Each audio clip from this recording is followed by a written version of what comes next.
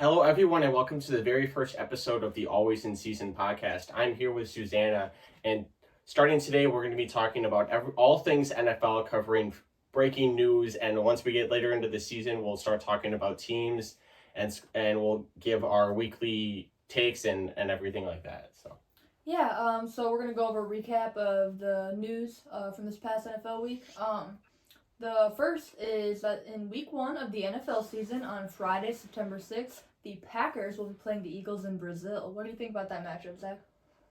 Even though it's a home game for the Eagles, it's big for the Packers. The Packers are known for having one of the biggest international fan bases. So I think that's going to be a home game for the Packers. It's definitely a big boost for Brazil. I know they've been wanting the game for a long time, and they finally have one. And especially with both Eagles and Packers essentially looking like contenders or very promising season, it should be a good matchup. Yeah, and this is just huge for the NFL, having two really solid teams for an international game. Yeah, we'll see if any other international games pop up as the schedule gets confirmed. But also, we did recently have O.J. Simpson did pass away. He lost his battle with cancer. I know there's a lot of mixed feelings about that on the internet. But what are your initial takes on that? Yeah, I mean, it's hard because everything that happened, legal stuff overshadowed his career, but he had 11 great seasons in the NFL, majority of them with the Bills, and he is regarded as one of the best backs to play the game. Again, it sucks that everything that happened because people are gonna kind of remember him for that and not really for what he did on the field. Yeah, by the way, rest in peace to O.J. Simpson. Definitely.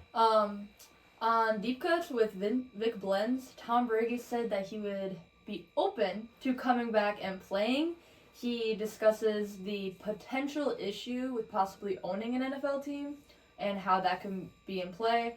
But he also mentions that he's in good shape, that he'll always be good at slinging that football, kind of relates it to an MJ comeback, and he mentions the Patriots and the Raiders as possible teams. Yeah, I don't know. He retired twice technically, so as much as I respect him, he needs to not go away from playing, just be done playing. Owning, that's a whole different situation, but I think if he were to come back, it's just more feeding his ego. And I think as much as I don't, I respect him, I don't personally like him for everything that happened with Deflategate and everything. But I just think having another return, I just think would tarnish his legacy, especially if he go into the Raiders or a team like the Patriots that just aren't ready yet. I thought the Raiders was interesting because when Josh McDaniels was head coach there, a lot of people thought that was a possibility. But now that he's not, now that's Antonio Pierce, it's not a coach, it's not Rob Gronkowski who's drawing him to a team. It's just that he still loves the game, he still believes that he could play.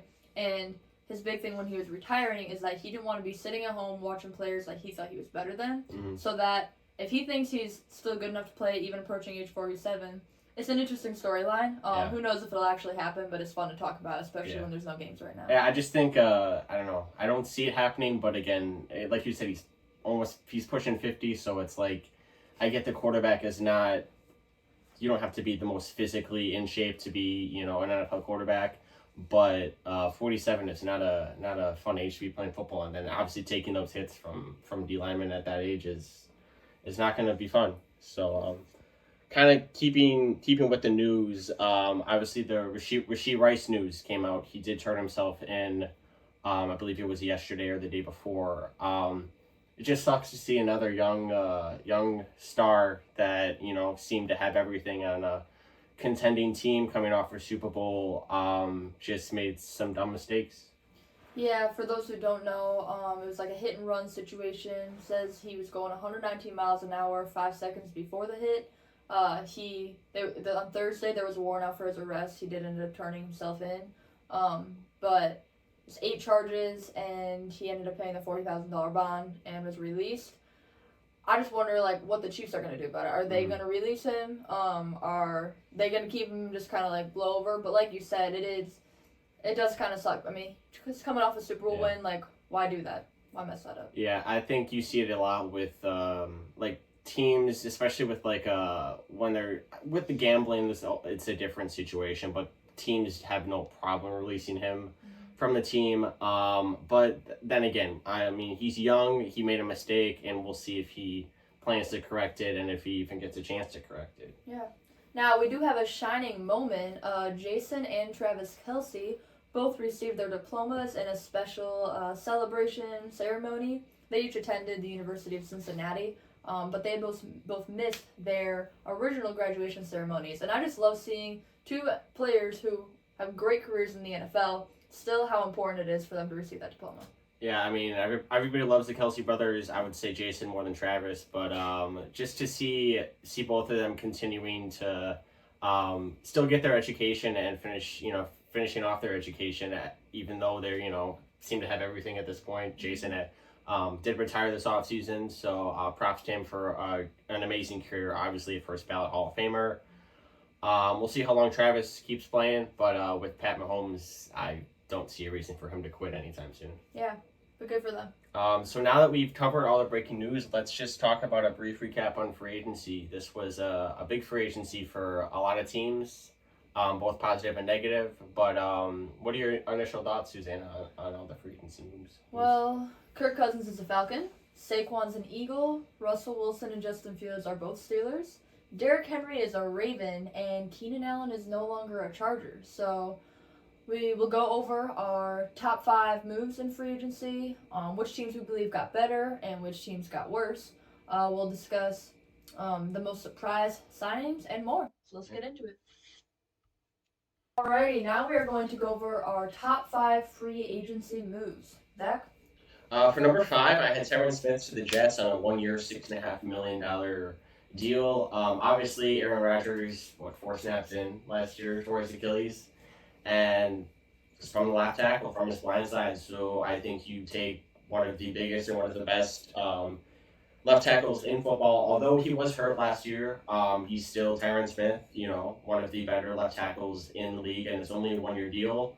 So I think it's a positive, especially for the Jets. Tyron Smith's getting a little bit older, but he's still very good for his age and his position. All right. At number 5, I have Eagles signing Saquon Barkley. It is a 3-year, $37.75 million deal, $26 million guaranteed. Pros, he's a top running back in the league. He takes some running pressure off of Jalen Hurts, and that was like a huge reason for their decline towards the end of the season and the playoffs. And taking a great player away from a division rival, and the Giants. So that's always fun. The cons, paying running backs is a huge risk, and he has been injury prone. However, the Giants' offensive line was one of the worst in the league. So he'll be a little bit more protected, blocked better in Philly, and I think he's a good fit with this offense. All right, and for my number 4, I had Chris Jones. He re-signed with the Chiefs on a massive 5-year, just under $160 million deal. The Chiefs coming off back-to-back Super Bowls, they locked down their defensive anchor as they look to repeat. Good deal for Jones. He's 29, I believe, and he gets multiple chances at another ring, as well as he gets very well paid for him, his position. At number 4, I have Tyron Smith, the Jets. So you already went over the contract details. Like you said, it's a big boost for the Jets' offensive line. They went after a much-needed position. And now that Aaron Rodgers is coming off of an injury, it's just as important to keep him protected, especially at his age. Now, it's a good contract because it's not a huge commitment and it's not too much money guaranteed. It's only $6 million guaranteed. He is known as one of the best part-time linemen because he's not making it through a whole season. Hopefully it's different this year. He can stay healthy. He's a great talent, so it'll be a help. Yeah, Tyron Smith, I think he's probably most well known for wearing a knee brace on his arms because he's just that big of a person. But like you said, he just can't make it through a whole season, and obviously that's part of, they always say the best ability is reliability, so if he can stay healthy, I think it's a big boost for the Jets. For sure. My number 3, I had Derrick Henry to the Ravens on a 2-year, $16 million deal. Great deal, especially for the Ravens. And the Ravens' run game gets better, with Lamar Jackson, the best mobile quarterback in football. Derrick Henry's getting a little bit older, but still he had over 1,000 yards last season. And with the Titans not being great, putting Derrick Henry on a contender with a good old line, I think And then also having a mobile quarterback like Lamar makes the dual threat just that much better. For sure. I think this is really fun. It had been kind of talked about, thrown out there. What if Derrick Henry's on the Ravens? And now it's finally happening, and I'm really excited to see how it works out. I hope it's not, one of those situations where he ends up just being on the decline and it's kind of a dud. I think he's gonna go out there and show what he's got. At number 3, I have a controversial one. It's Calvin Ridley to the Titans. It's a 4-year, $92 million deal. So I'll start with the cons, which is that this is a huge chunk of money, okay? Especially for a 29-year-old wide receiver. Like, I get that. And some even said that the Jaguars won in free agency because they didn't pay Calvin Ridley. So I get all of that. However, he's coming off a 1,000-yard season. Like you just said about the best ability is reliability, he never misses a practice, never misses a game. He even said himself that he's in the best shape of his life, that he, on paper, he's 29, but that he actually feels like he's 25. He and D-Hop are not going to be fighting, ego. They already work out together. They already train together. They are excited to play together. And like you just mentioned with Derrick Henry no longer being a Titan, with Will Levis, D-Hop, Calvin, they're going to be probably becoming more of a passing offense. Yeah. I think this is a great fit.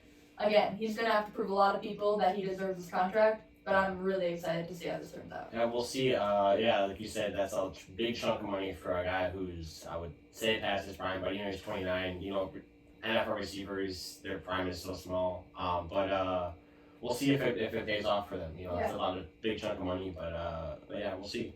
My number 2, I had kind of a shock. It was Russell Wilson to the Steelers on a 1-year veteran deal. It's as team friendly as it gets for the Steelers. They've been looking for consistency for a quarterback ever since Big Ben has left.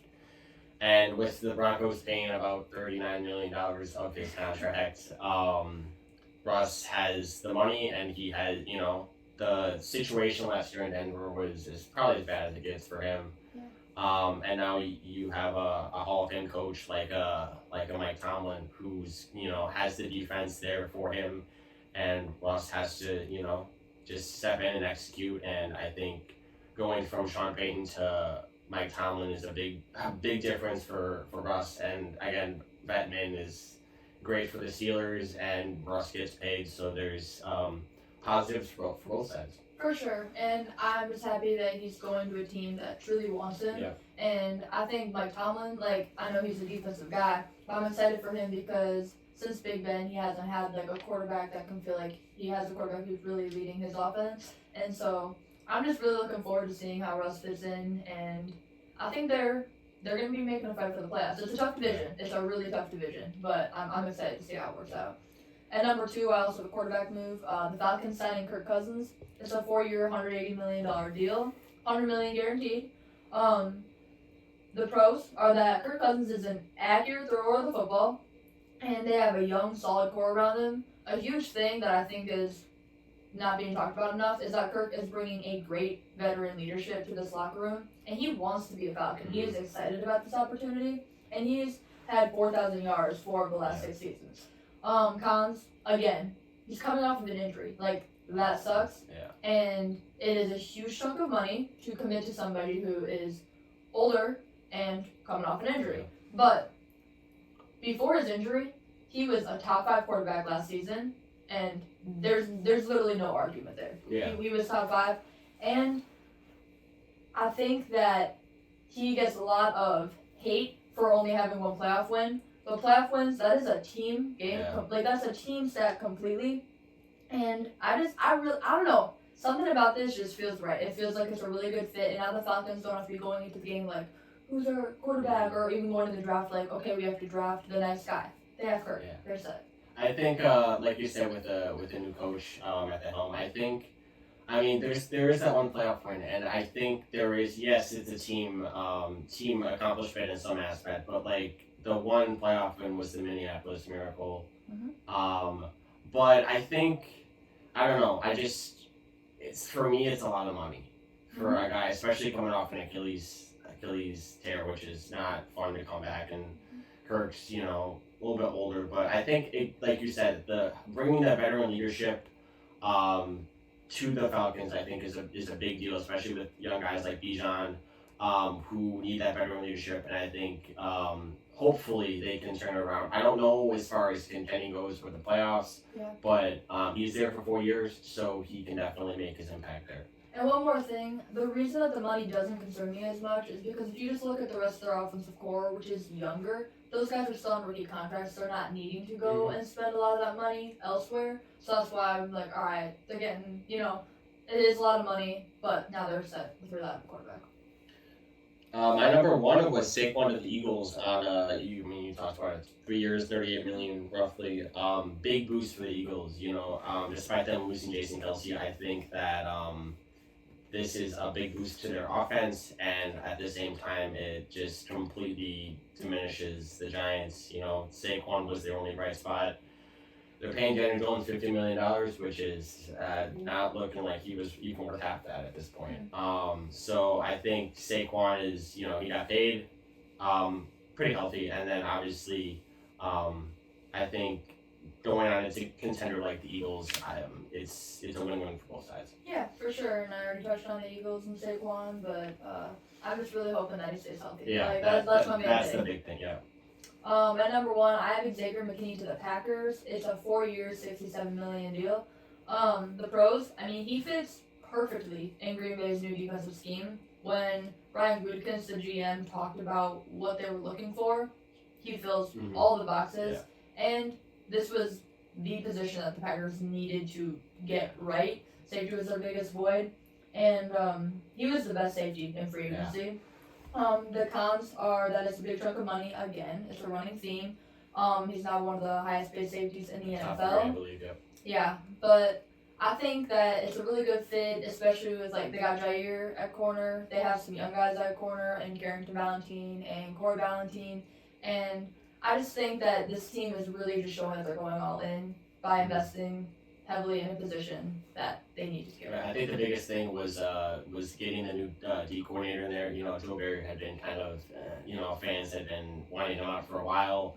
And I think had he stuck around for another year, fans were going to get really impatient, especially with, Joe Barry being LaFleur's guy and LaFleur pulling the trigger and going out and getting somebody new. Yeah. And then at the same time getting a massive guy like McKinney who...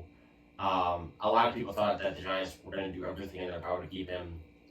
He did get paid. Goot does not really pay guys that much. I think he hasn't paid anybody big on the defensive end since Zadarius Smith and Preston Smith.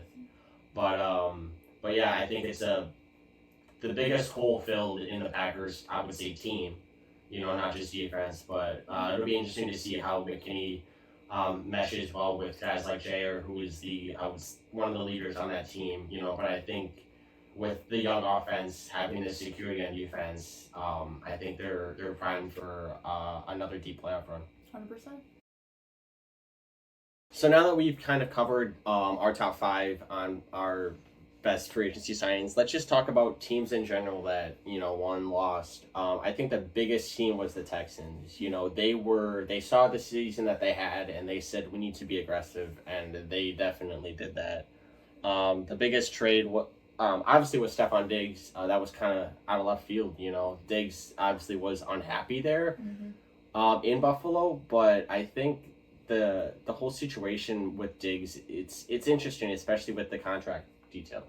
Yeah, and I think Diggs is a good fit, and I think the biggest reason the Texans had, big win in free agency is because they're taking full advantage of the fact that they have a great young quarterback on a rookie contract, and they exceeded expectations last year, and a lot of teams that exceed expectations, they kind of are complacent then. They're like, all right, we're good. Yeah. They did not do that. They're going all in. They're like, no, we're Super Bowl bound. Yeah. And I think it came out with Diggs' contract that this is essentially a 1-year deal for him. So he has everything to prove. If he wants to get money, he has to perform, and that greatly benefits the Texans. Not saying he's going to resign, because there could be a team that could just throw a chunk of money at him next offseason. But this is a big move for the Texans and for Diggs. He has a lot to prove. People saying that he's not a great locker room presence and this and that. But he's still one of the best in the league, and I think one with C.J. Stroud, a young guy like that, and then trading for also Joe Mixon. That was a big move for them too. And then they had they re-signed Dalton Schultz, which one of Stroud's bigger weapons, and then two big signings in Danico Audrey and Daniil Hunter, who will only help them, especially defensively. Yeah, and the Joe Mixon, I think that's a huge addition. The running back position was like their weak point on offense. They need somebody that they can rely on, so that they don't always have to rely on the pass game. So I think Mixon will be a good fit. Hopefully he can stay healthy.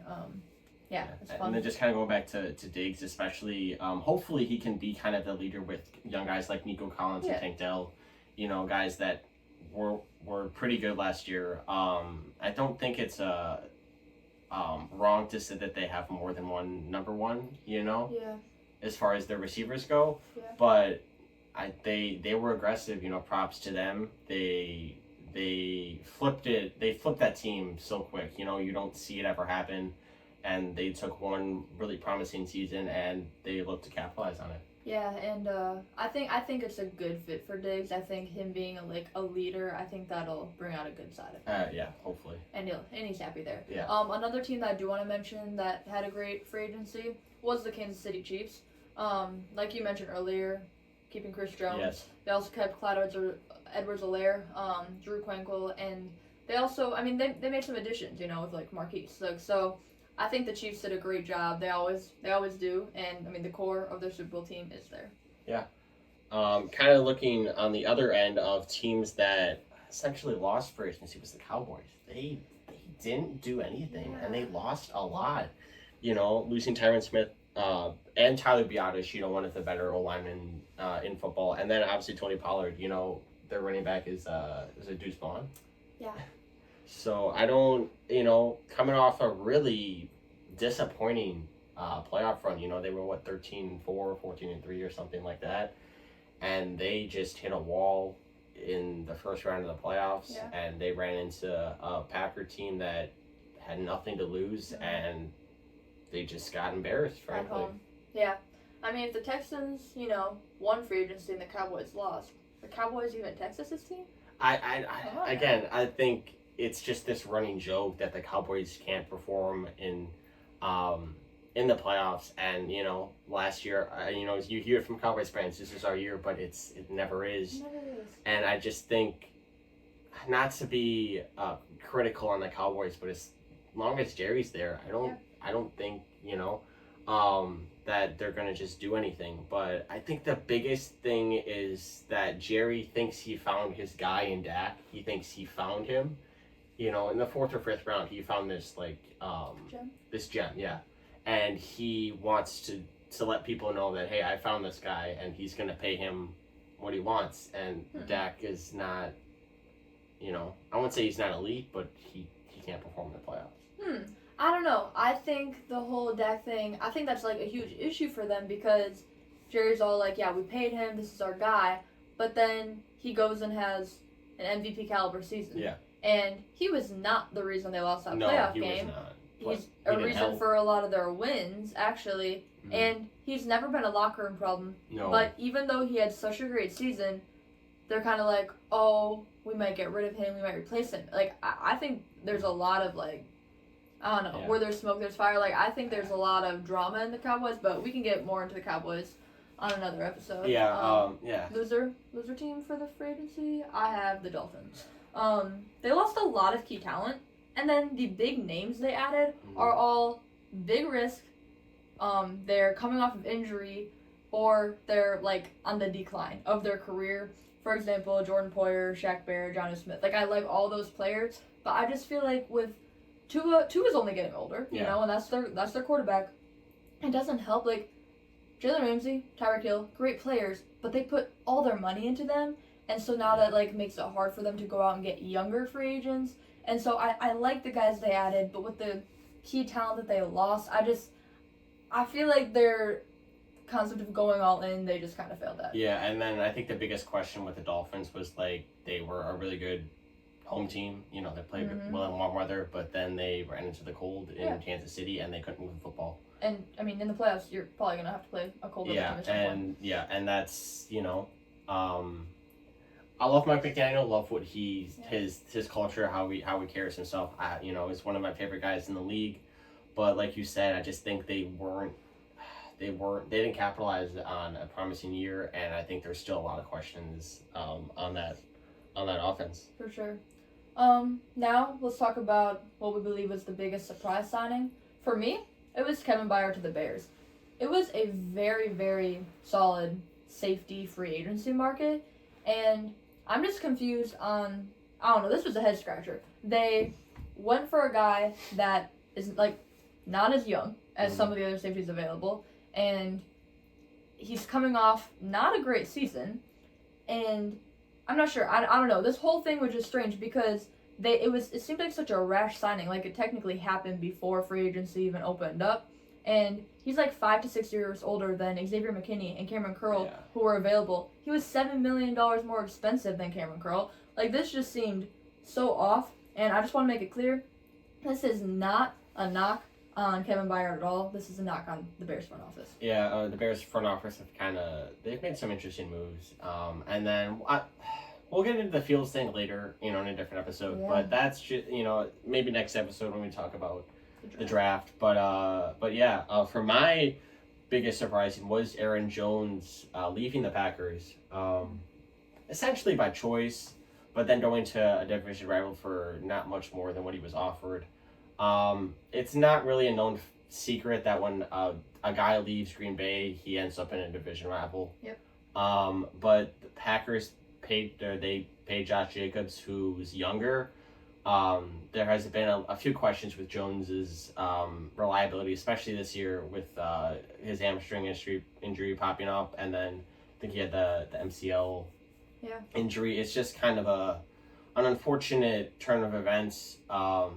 I don't think a lot of Packer fans saw this one come. They did not see Josh Jacobs coming, and I can promise you they didn't see Jones leaving. Yeah, I mean, Gutekunst seemed really firm on keeping Jones there, and obviously that's one of Matt LaFleur's guys too. Yeah. Jones is a great locker room guy, great community guy. I mean, hands down one of the best in the league. It's hard because when he plays, he's a top 5 back in the league, and he was, the heart of that Packers team, but he's not always playing, and that can leave a team at a loss. So, I mean, I'm happy for him to get a contract with the Vikings, but it was a surprise move. Yeah. In my opinion.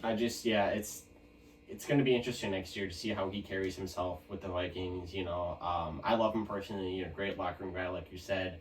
Always gonna to help the young guys, especially this year. You saw it multiple times with the receivers. 100%. Not letting them get down and getting to the next play. So I think hopefully it can bring the locker room presence to the Vikings, who really aren't contenders, but you never know with that division. So free agency is pretty wild, and it had a big effect on the loaded draft class for the quarterback position. So first up, Bears are definitely getting a quarterback, right? Yeah, I think it's not a secret at this point. As far as who they're going with, we'll see what they do. They could, shock everybody and take someone that just nobody expects. But I don't know. But they're taking a quarterback. They moved on from Fields. They're hitting the reset button. Mostly just looks like because of the whole contract situation, not having to pay Fields.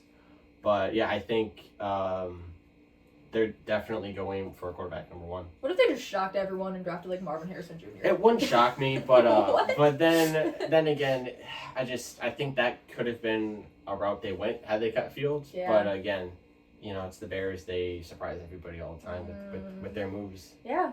All right, Falcons don't need a quarterback, at least not in the early rounds, because of Kirk. Yeah.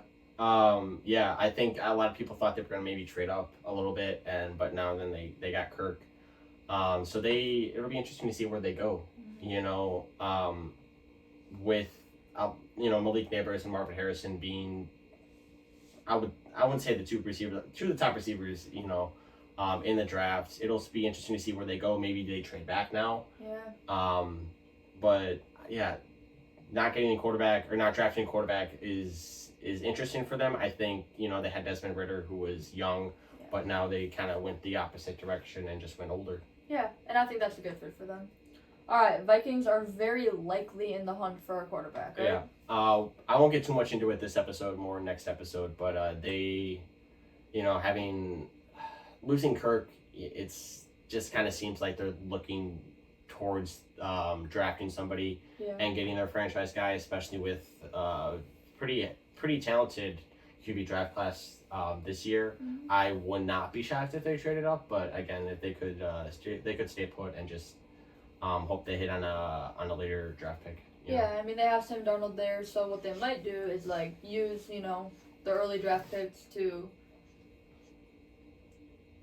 build the rest of their roster, and then get a quarterback later in the draft and have a competition with Darnold, and then if it doesn't work out, maybe go after their guy next year. Yeah. But it'll be fun to see what happens. Yeah, I think there will be competition there, whoever they go with. It's not like a situation where